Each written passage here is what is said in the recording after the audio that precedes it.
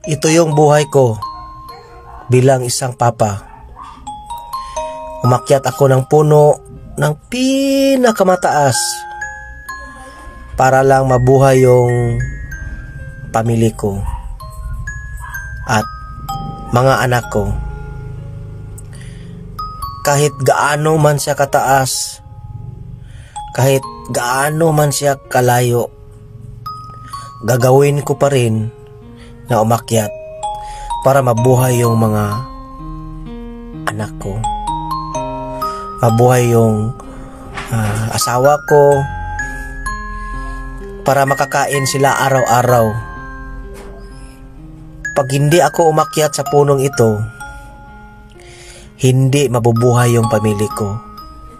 Kasi ituloy yung hanap buhay ko. Kapag hindi ako manguha ng dugos ng hambubuyog, hindi yung mabubuhay yung pamilya ko.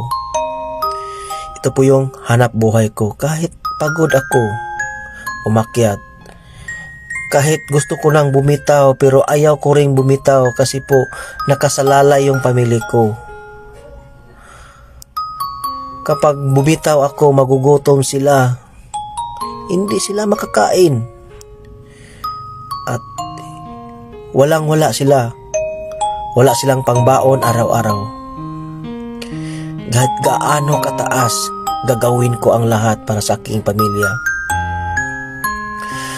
para lang huli na hambubuyog yung mga dugos nila.